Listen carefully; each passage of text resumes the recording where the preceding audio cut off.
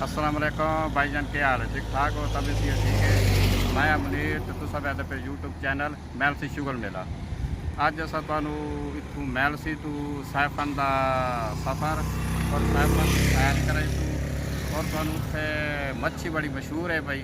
और तुहानू मच्छी उत्ते चलते तो सारा दसेसू भी के रेट है और बड़े दूर दूर तो लोग मच्छी खावन आते हैं। और तुहानू सैफन की सैर कराईसू और सैफन के माशाअल्लाह नहर सैफन कट्ठी मिलती पई है और नहर तुहानू पूरी नहर भी दिखाईसू और दरिया के तलू नहर है पई, उत्ते दरिया चलता पिया, उत्ते बाद माशाअल्लाह जिहड़ा है पुल बनी हुई है तो भी गड्डियां छड्डियां ही चलदियां।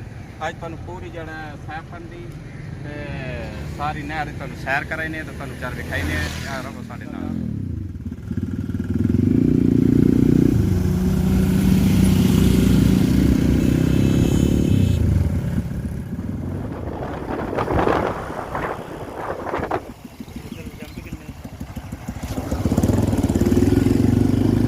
पीछे ना बना दिया जरा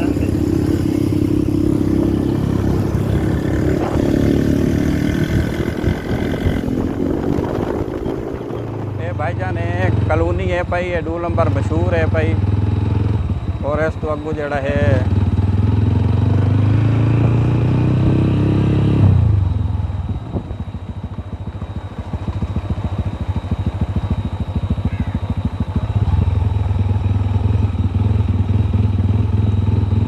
माशाल्लाह होटल मशहूर है बड़ा।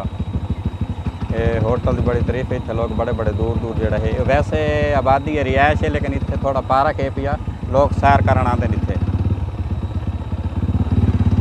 ये होटल बड़ा मशहूर है भी, बड़े दूर दूर आवाम रोटी खावन आती है।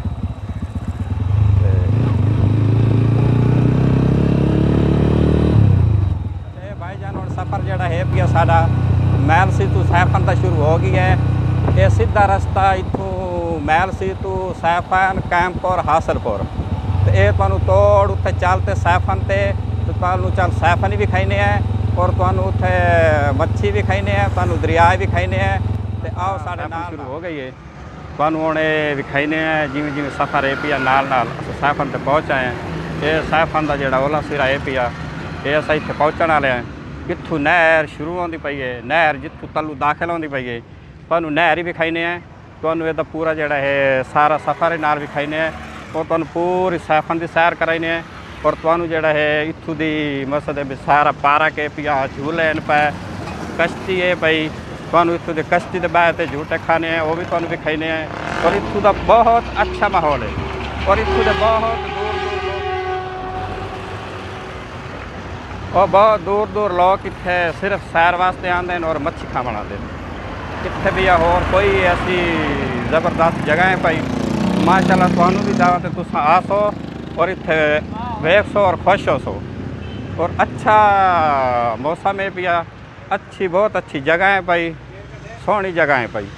और जेड़ा बंदा एक दफ़ा आंदा है अच्छा ये हुण तुहानू इत्थे आ गए असां और तुहानू दिखाईने हैं भाई ये इत्थों नहर शुरू होंदी पई है, तले नहर है पई, इवें पता लगता भी उत्ते नहर है पई। ये तलू बिल्कुल नहर है पई, ये इत्थे माशाल्लाह अच्छा पार्क बना हुआ है। इस पासे भी पार्क है पिया, ये इत्थे जड़ियाँ गड्डियाँ या कारां मोटरसाइकिल जो भी आते हैं इत्थे पर्ची लेंदे न। इत्थों डिठा है भी इत्थे पुलिस वाले बैठे होंगे, हर वक्त जिहड़ा है निगरानी होंदी है। इत्थे कोई भी बस कार जो भी लगे इत्थे पर्ची का निज़ाम भी है। तो इत्थे माशाल्लाह नहर भी है, तो तुहानू नहर लै चलते हैं और तुहानू विखाईने आओ।